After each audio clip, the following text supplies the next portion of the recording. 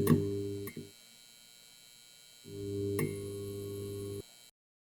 guys, Stockaholics, thanks for being here today. We'll talk about the tankers again today. I know it's been a while. I'll give you guys an update on some of my thoughts. I'd also like to mention you may hear some sounds during the video coming from my neighbors. Unfortunately, I can't control them, but I wasn't going to let that stop me from making a video because I think that some of this content could provide some value to some of you guys today. I'd also like to remind you guys before we get started today, this is not investment advice. Whatever I do, doesn't matter. I'm just some guy on the internet. The purpose of this video today is to provide you guys with some information and opinions. Hey guys, it's March 2021. We're going to title this video today Over Optimism? ? So in this video, I'm going to be providing some of my thoughts, show you guys some data around all of the things that are related to the tanker market. We're going to look at rates. We're going to look at scrapping. We're going to look at oil demand. We're going to look at sentiment and maybe some other stuff. Okay, let's get started. So first of all, if you don't know, rates so far, or at least since most of last year, have been terrible. Nothing has changed on that front, and I really don't expect that to change. The earliest we should expect to see, barring any significant worldwide events such as war in the Middle East, is the earliest we should see some kind of pickup in these rates would be the end of 2021. 2021, that's the year we're in. We're in 2021. As you can see so far, the rates, this is for the crude carriers, it's been terrible. And they've been terrible ever since the contango situation last year. Same thing for the clean carriers. Although clean has been a little bit better, you can see that their rates are still somewhat in the gutter. The product tanker rates have been a little bit better because a lot of that is, I think, is due to the huge amount of crude buildup that came earlier last year, whereas the product, there's not that kind of a situation. I'd also like to show you guys this. This is courtesy of Clarkson's. This is new orders of tankers. I've shown you guys this before. I'm not sure that this has changed much from what I've shown you prior, but you can see that there has been some slight amount of orders in the last little bit of 2020 as well as 2021. However, you can see that the overall order book, or at least the rate of orders, hasn't changed significantly overall. And I expect this actually to remain low for the same reasons I mentioned in many videos before, as well as the new condition, which is the extended period of down rates, which we are currently in. If you guys don't know, one of the things that tankers owners do when they have money, or at least when they have positive cash flow, is they tend to order ships. If you're in these extended periods of down rate markets or poor rate markets, that you won't see much ordering, or at least I don't think that we will. Now, I'm not sure that this is 100% accurate, and I'm going to show you guys why, because I believe that some of these orders may recently have been canceled. Now, on the other side of the market, very important, right? Again, it's a balance of how many tankers are being added to the market as well as removed. You can see that things are still quite poor. Now, I would like to mention I still believe firmly that there is going to be some uptick in scrapping, at least in sometime during this year in 2021. However, that has not manifested yet, so to date I have been wrong. Now, where have we been? You can see that in January and February there has been almost no scrapping. Now, I think I mentioned in the last video I made that this can take several months, if not a year, or roughly, was it a year to about 18 months before you really start to see scrapping pick up after a period of good earnings. So if you have good earnings, you need to see about 12 to 18 months of poor rates before you start to see large scrapping pickups. Now, I think during the summer, and I think in the coming months, that we will see some of this optimism that the tankers owners have start to dwindle. And when we do start to see that, we will start to see that glorious scrapping that we're looking for. Now, this is another reason why I believe that we're going to start to see more scrapping pick up, although we haven't seen much of that yet. This is the demolition market chart, and you can see we're still, or perhaps at higher levels than I think I showed you guys last time, but we're at elevated levels because you can see over here, these were some of the scrapping rates in 2019 before there was the COVID lockdowns, and you can see that they have been trending up. This is good because we want to see incentives for these tanker owners to continue scrapping. And if they're wise and they have those old ships and they know that there's going to be depressed rates for a while, they should.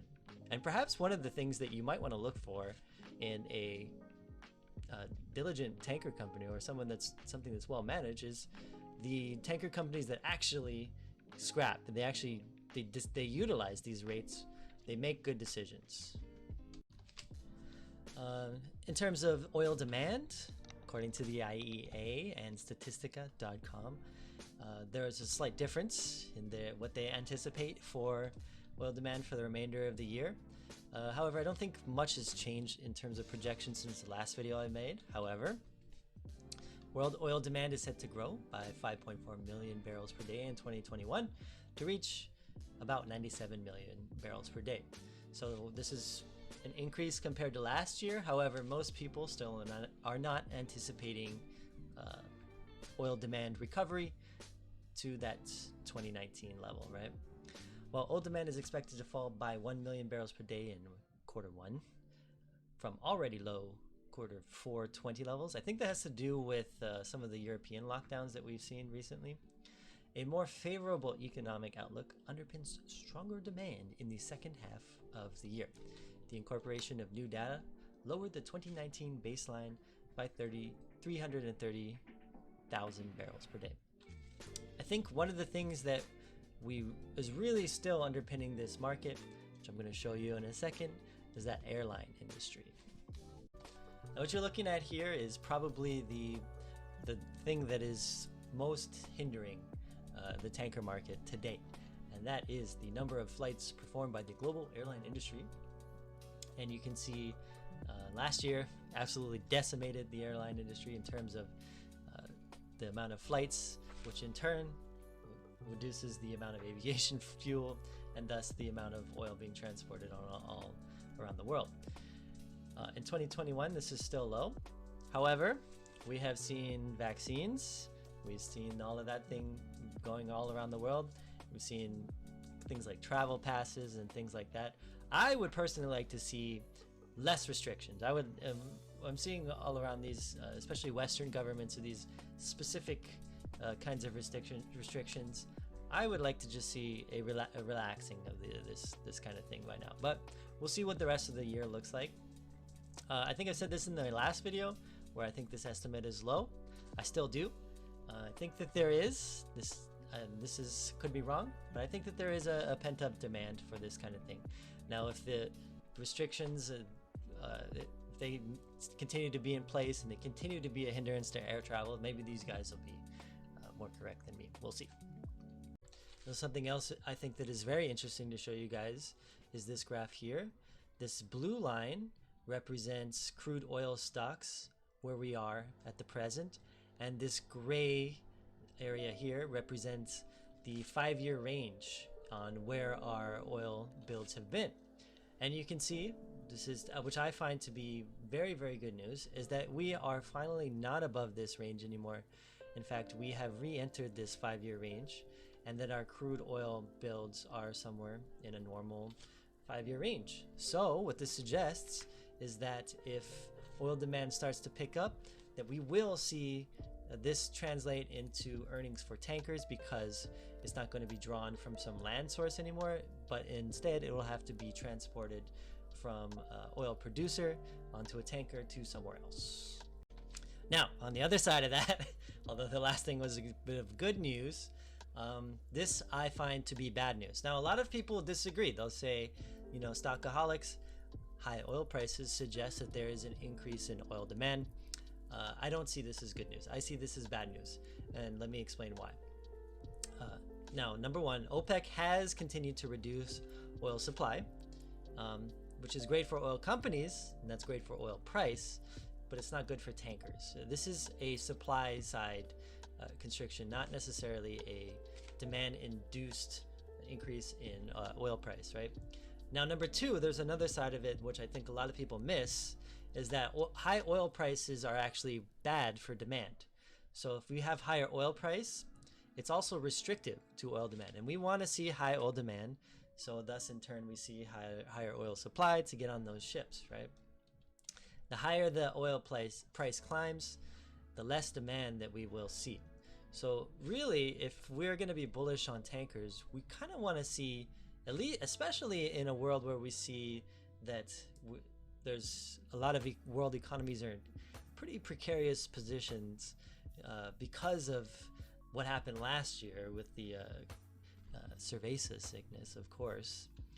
We want to see, generally we want to see oil prices, and I want to see, because I have investments in oil companies myself, I want to see prices where they can maintain a profit, but I want to see prices that aren't going to reduce demand. So really, if we want to be bullish on the transport of oil, we don't want to see these prices getting into extremely high levels where it's going to be restrictive of people actually purchasing oil.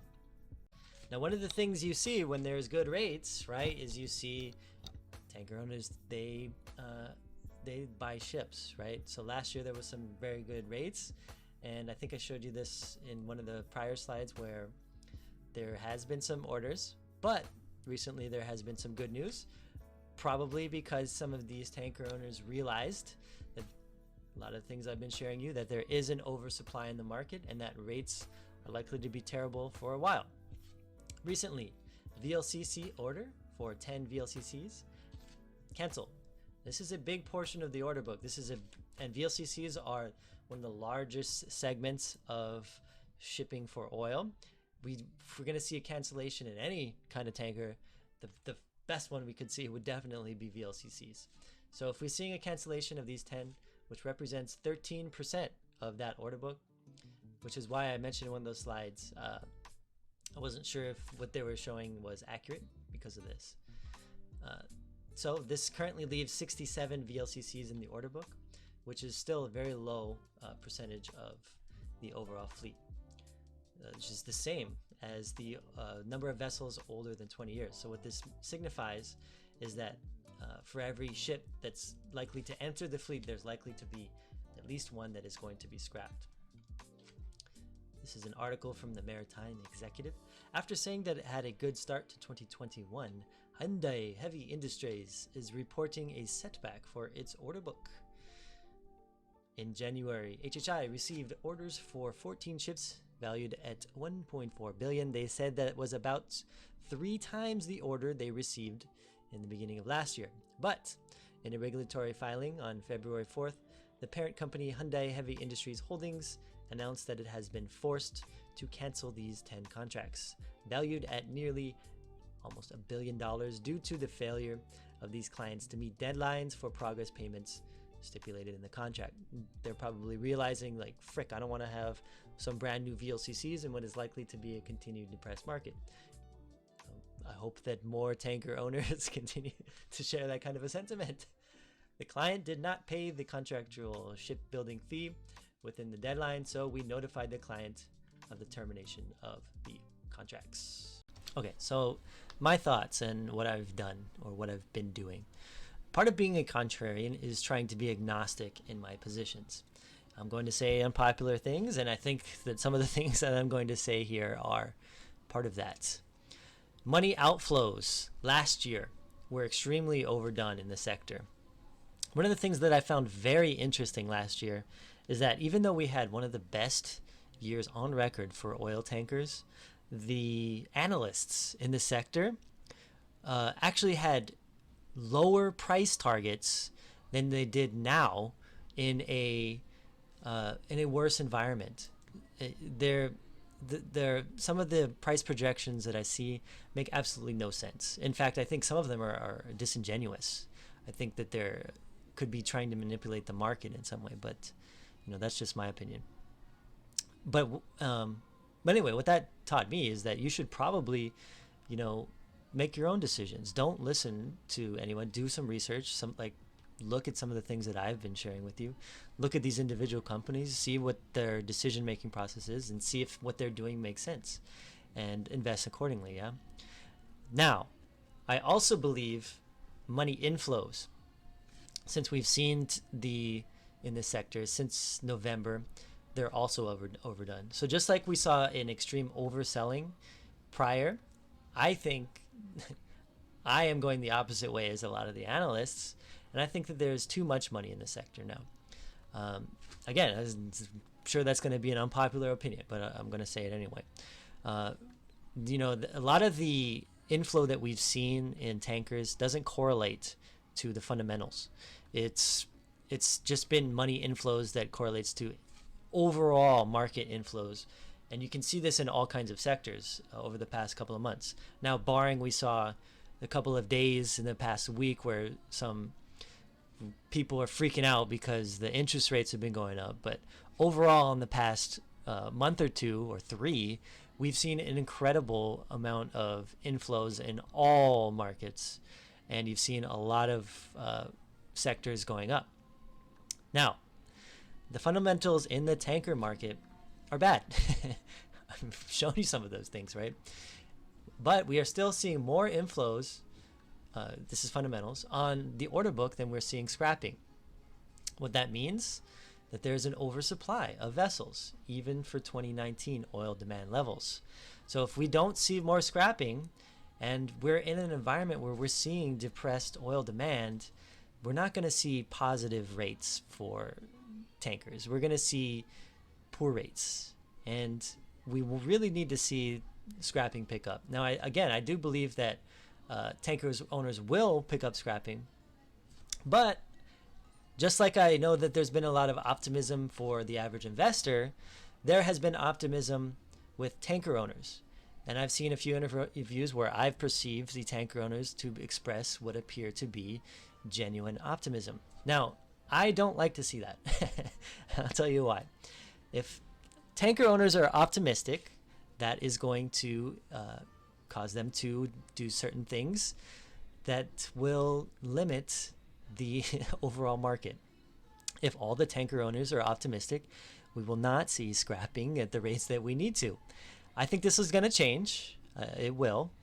There's only going to be so many months, so many quarters where tanker owners are going to have really lousy earnings, hang on to ships that are losing them money with extremely high operating costs, and not scrapping them. Eventually, they're going to scrap them. But I think that in the short term, that this is going to continue to hinder scrapping. Now, again, this is why we see that there has to be extended downturns in the market, because you need that sentiment to shift. I've said before, it takes about 12 to 18 months for these oil tanker companies to start scrapping ships. And that's because this sentiment, it is an infection for both the investors as well as the tanker owners themselves. You have to keep in mind that they are human beings, right? Once the rates and optimism shift, that's when the fundamentals begin to change. Now, I do believe we will see oil demand increase beyond 2019 levels in 2022. That is good news. Will it be enough? And will we see enough scrapping in the tankers? Time will tell. Now, I will say, this is what I've done with all of these thoughts in the back of my mind. I have lightened some of my tanker positions, and I've taken profits. So far, I've sold 100% of DHT and about 80% of Scorpio tankers. I think that when people start to see some lousy quarters in quarter one and quarter two, and perhaps people come to the realization that there is an oversupply of tankers and that oil demand is not likely to be that great, at least for the remainder of the year, I think that you're going to see pullbacks. I think that the tanker market is overextended. I think that we are likely, this is opinion. Again, this is not advice. I think that tankers are likely to trade in a range for the remainder of the year. And I think where we are now is at the high range. And the reason I have this thought is because I've analyzed a lot of oil tankers. This might not be true for all of them, but for at least the ones I've looked at, is that tankers stocks, they mirror rates. You know, there's only so long where something goes in above a mean and below a mean when the rates are in kind of the opposite, going in the opposite direction. If you see shitty rates and the price of these stocks are going up, that I don't think that's going to last forever. If you look at almost any tanker company and you analyze that compared to the rates that they're currently receiving, eventually those two things fall in line. Now, I've seen some oil tanker executives suggest the opposite, and like many people, they'll say something like, the market is forward looking. But if you look at the data and you look at oil tankers, people quickly forget how poor sentiment was in this sector just 3 or 6 months ago. It's not hard for me to imagine that we re-enter a depressed market where Mr. Market is saying, "Oh, I don't like tankers anymore." I think that'll be back, and I could be wrong. Yeah, maybe in a year I'll bite my words, but I'm confident enough in my decision that I'm willing to take profits where we are now. Now, I wish anybody the best. I hope that anybody that has the opposite view, I hope that you are right and that I'm wrong. Now, the oil tankers is it's just a fascinating industry to me. But I wanted to show you guys this to kind of highlight, I guess, how I think. And it's, again, this is not advice. This is just what I think. And that is that disappointment is a sort of a bankruptcy. The bankruptcy of a soul that expends too much in hope and expectation. Just like a few months back when I made a video talking about why I think Tesla is the hugest bubble ever. People were not happy to hear that. But recently we saw as much as a 33% pullback. Now, as far as that one is, I think that one's just getting started. But I don't necessarily think that tankers are much different than that, than Tesla in some regards.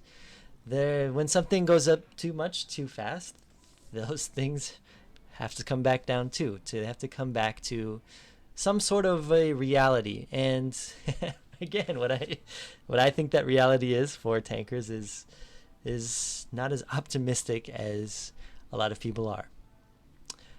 Good luck.